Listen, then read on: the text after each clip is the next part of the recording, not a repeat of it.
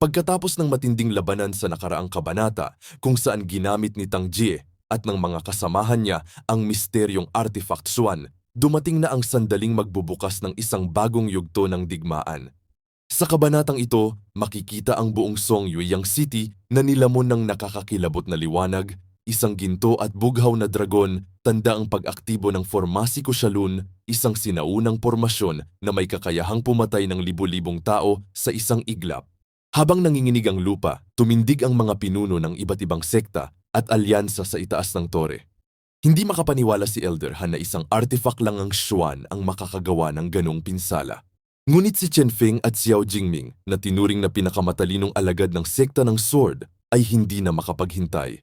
Alam nilang ang Kushalun Formation ay hindi ordinaryo at maaring ito na ang katapusan ng lungsod. Sa gitna ng kaguluhan, lumapit si Elder Han kay Elder Kui.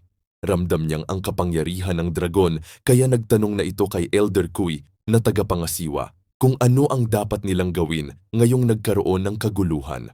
Pati si Kuibo ay hindi inaasahan ang bigat ng lakas ng dragon na yun ay nakakaalog ng kaluluwa kaya't nahihirapan silang labanan. Sinabi niya na ang pormasyong ito ay sumasaklaw sa buong Songyueyang City. Maging ang daan patungo sa Spatial Void ay sarado. Sa ganitong lakas, kalahati ng mga mamamayan ay patay na. Naihatid na ni Kuibo ang mensahe ng sapat na magalang. Bukod sa mga eksperto sa gitnang lugar na ito, halos wala ng kahit isang mamamayan ng lungsod ang buhay pa. Ang numero 1 lungsod ng kalakalan sa mundo sa loob ng libu-libong taon, lumalabas na ngayon ay nakaranas ng isang trahedyang napakakakilakilabot. Biglang isang sigaw ang umalingaw-ngaw. Tinawag ang pangalan ni Tang Jie. Sa sobrang galit ni Elder Luoying napapabulalas ito na ang demonyo nito'y sumisipsip ng kaluluwa ng 10,000 inosente, kinalaban nito ang buong mundo. Ngunit sa halip na matakot, tumawa lang si Tang Jie at sinabi nito kay Luoying na kaya lang ito naging pangalawa dahil kulang ito sa ambisyon at tapang. Tandaan nila na ang mahihina ang hinahabol ng mundo, pero ang tunay na malakas ay sila ang humahabol sa mundo. Sa isa pang sigaw ng kabaliwan, ipinahayag ni Tang Jie ang kanyang paniniwala na ang isang dakilang general ay nakatayo sa ibabaw ng mga buto ng mga mahina. Kung ang mga langgam na ito'y magiging hagdan niya patungo sa kadakilaan, masaya siyang yapakan sila.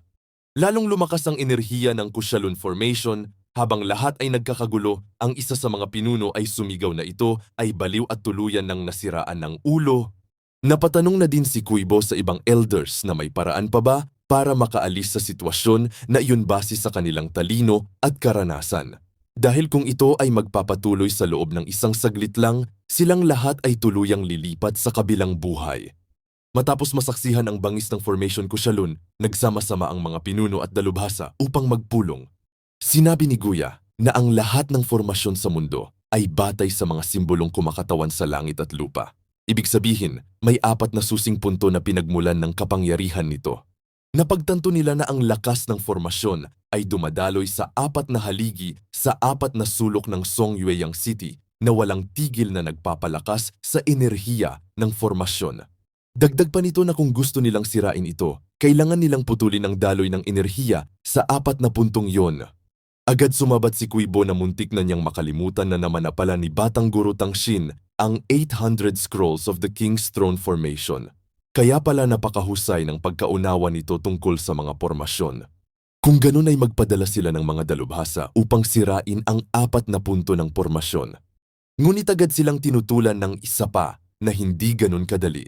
Sa ilalim ng presyur ng nagngangalit na dragon ng Kushalun, kahit ang pinakamalakas sa kanila ay halos hindi makaligtas. Tanging isang dakilang alchemist, antas siyam ang makakayanan ito, kahit ang antas 8 ay tiyak na mahihirapan. Nagulat ang lahat dalubhasa sa ika-8 na antas. Isang mandirigma ang nagsabi sa kanila na mabigat para sa kanya ang puwersa ng dragon na ito, pero kaya niya pa namang tiisin. Subalit ang antas ng kultibasyon nito ay nasa ika-7 antas pa lang ng Martial Emperor. Paano niya maaaring kalabanin ang mga demonyong iyon? Tahimik silang napatingin kay Li Yunxiao na nakaligtas sa unang atake. Bagaman tila bata ay dama nilang kakaiba ang kapangyarihan nito. Sinubukan niyang magpatawa. Saad pa nito na ang presyur ng dragon ay mabigat para sa kanya, pero kakayanin niya pa. Pero ang problema lang, siya'y nasa antas ika-7 ng Martial Emperor. Paano siya lalaban sa mga halimaw na yon? Agad nagsalita si Quibo na siya rin ay nasa antas ikapito pa, na pareho lang sila. Kung hindi sila magkakaisa, matatapos ang lahat. Dagdag pa nito na siya lamang ang mayroong pagkakataong makalusot sa pormasyong yon. Umaasa si Quibo na uunahin ni Yun Xiao ang kaligtasan ng lahat. Napatawa si Yun ng mapait. Sabat pa niya na kung guguho ang langit, hayaan ng matataas na figura ang sumalo. Hindi naman siya ganun kataas. Lahat ay natahimik. Alam nilang totoo ito. Pagod, sugatan at halos ubos na ang lakas ni Yun matapos ang laban kay Jiangzi. Wika pa ni Yun na ubos na ang enerhiya niya, mahina ang katawan niya at pagod na pagod ang kaluluwa niya. Sa galit at desperasyon, napasigaw ang isa at sabihin na lang kung ano ang gusto nitong kapalit. Sa halip na sumagot agad, ngumiti si Yun ng pakunwari at itinapat ang kamay sa dibdib. Sinabihan niya si Tuan Wu, di na akala niya ba isa siyang taong mapagsamantala. Nakakasakit ito at nasaktan ang puso niya at seryoso siya. Matapos magpatawa at magpanggap na walang lakas, sa wakas ay naglabas ng kondisyon si Li Yunxiao. Kailangan niya ng mga pills na panunumbalik ng enerhiya upang makabawi sa labis na labang pinagdaanan niya. Agad nagbigay si Quibo ng blood recovery pill, isang sagradong gamot na nagpapagaling ng laman, habang ang isa naman ay naghandog ng heavenly pivot restoring pill na kayang magbalik ng kapangyarihan ng kaluluwa. Sa sandaling natanggap niya ang mga ito, kumikislap ang mga mata ni Yun Xiao. Walang pag-aling-langang niyang nilunok ang mga pills.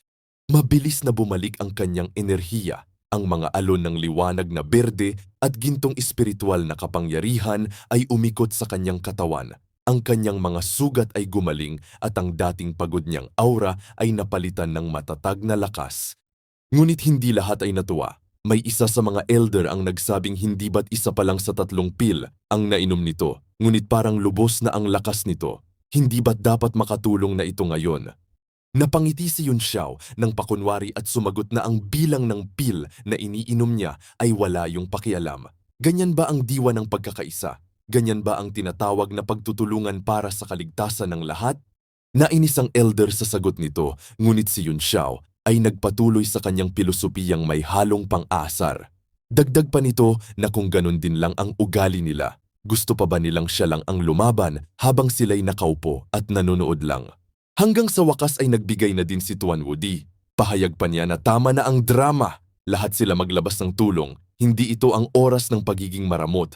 Na ano ba ang mahalaga, ang kayamanan o ang buhay? Natahimik ang lahat. Isa-isa silang naglabas ng mga artifact at spiritual stone. Ngunit bago si Yun Xiao umalis, muli siyang ngumiti at nagsabing huwag silang mag-alala. Hindi nila kailangan magpaka-insecure. Siya na ang bahala dito. Samantala, sa gitna ng lungsod, nagsimula ng magliwanag ang 4 na haligi ng Kushalun Formation, ang Silangan, Kanluran, Hilaga at Timog. Mula sa bawat haligi, may lumilitaw na nilalang na may pakpak at anyong maladyos, tagapagbantay ng 4 na direksyon. Kasabay nito, nagulat ang mga mandirigma ng matuklasan nila na lahat ng teleportation formations sa paligid ng domain ay nawasak. Saad pa ng isa na ang 4 na formasyon sa labas. Lahat ay nagiba at wala nang daan palabas. Nang marinig ito, nanlamig ang dugo ng lahat. Wala nang paraan upang tumakas, kailangan nilang tapusin ang labanan hanggang dulo. Habang patuloy na umuugong ang alon ng enerhiya mula sa formasyon Kushalun, pinag-uusapan ni Tuan Xiang at ng kanyang mga kasamahan ang panganib na dulot ni Li Yunxiao. Isa ang nagtanong kay Tuan Xiang kung paano naman si Li Yunxiao. Pwede ba niyang kainin ang laman niya ng buhay? Ngunit ngumiti lamang si Xiang at sumagot na kaya't may galit ka rin sa kanya. Ang taong iyon ay sobrang delikado. Kahit ang formasyon Kushalun ay hirap siyang saktan, pero huwag itong mag-alala. Darating din ang araw na siya mismo ang makakapatay sa kanya. Sa kabila ng kanyang mapanlinlang na tono, may ningning ng paggalang at takot sa kanyang mga mata. Isang tahimik na pagamin na si Li Yunxiao ay higit pa sa ordinaryong nilalang. Sa kabilang dako napatanong si Jiangzi kung talaga bang ganun kalakas si Li Yunxiao. Ngumisi si Tuan Xiang, ang mga matang pula ay kumikislap sa ilalim ng maskarang may sungay. Sa isip nito na ang sandatang Xuan na hawak ni Li Yunxiao ay hindi kayang sirain ng formasi Kushalun. Ngunit kapag natapos niyang ayusin ang langit na kumpas na kanya, siya mismo ang papatay kay Li Yunxiao. Habang sinasabi niya ito, biglang nagliwanag ang kalangitan, may malakas na sigaw na umalingaw-ngaw. Tinawag nito si Li Yi, ayon sa kanya nahuli na ito sa pagsira ng teleportation formation. May maliit na daga na nakapasok na Nagulat si Lee at napatanong kung sino ang nakapasok. Paglingon nila, nagliwanag ang gitna ng lungsod, isang malakas na haligi ng asul na liwanag ang sumabog mula sa lupa patungong langit. Sa loob ng haligi ng liwanag may bumabang malaking sasakyan panghimpapawid, isang dambuhalang barkong bakal na may gintong marka ng krus. Nagsigawan ng mga tao. Sino ang dumarating? Sino sila? Imposible. Bakit sila nandito? At nang tuluyan ng bumaba ang barko, sabay-sabay nilang binigkas ang pangalan nito. Holy Region! Ang banal na rehiyon, ang pinakamakapangyarihang organisasyon sa buong mundo, mga tagapangalaga ng batas at balans ng kapangyarihan, ay dumating na. Napasigaw si Kuibo na iyon ang gintong karwahe ng mga tagapagtanggol ng batas, sila ay ligtas.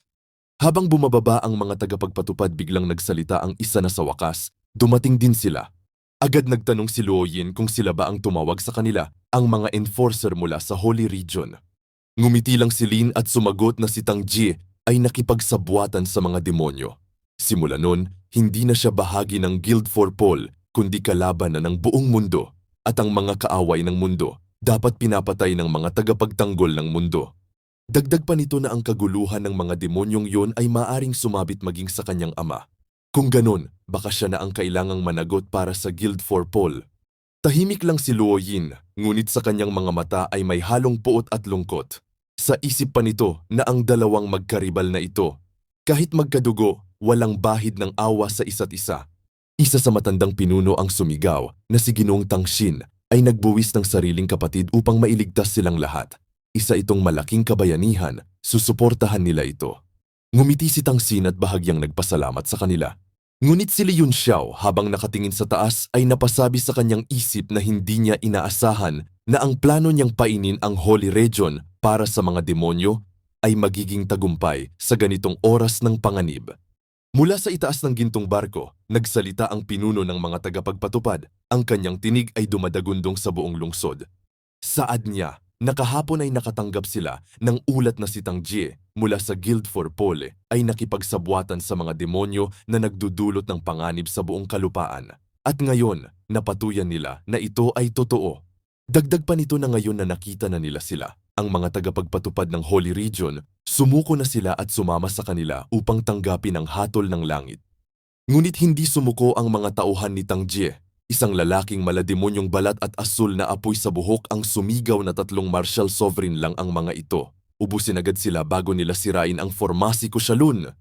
Sumigaw si Tang Jie kay matandang Zhu na dalhin nito ang 5 niyang mandirigma at tapusin ang mga ito. Ngunit nang makilala nila kung sino ang kaharap, biglang namutla ang isa at napasabi na sandali iyon ay Holy Region. Sinubukan niyang tumutol ngunit sumagot ang pinuno nila ng malamig na wala siyang pakialam. Ang pinuno nila ang mananagot, atas niya ito, kaya gawin na nila ito. At sa isang iglap, umatake ang mga pulang mandirigma, lumipad sa himpapawid na parang mga paniki ng impyerno. Ngunit hindi nagpatinag ang mga tagapagpatupad ng Holy Region. Isa sa kanila ang sumigaw na huwag nilang maliitin ang banal na rehiyon, sila ay may puwersang pagsasanib. Sabay-sabay nilang itinaas ang mga kamay at mula sa kanilang mga palad ay sumibol ang 2 magkasalungat na enerhiya, asul at pula, liwanag at apoy. Nagsanib ito sa ere at naglabas ng nakakasilaw na pagsabog na nagpagiba sa kalangitan. Mula sa kanilang mga espada, sumiklab ang apoy ng langit. Sa isang mabilis na galaw, lumipada ng kanilang pinuno pababa. Ang mga pakpak niyang kasing talas ng bakal, sabay sigaw ng mamatay kayo. Sumalubong ang mga alon ng pulang enerhiya ng mga demonyo at ang bughaw na liwanag ng mga anghel. Sa gitna ang engkwentro, sumabog ang 2 kulay sa isang nakabulag na liwanag.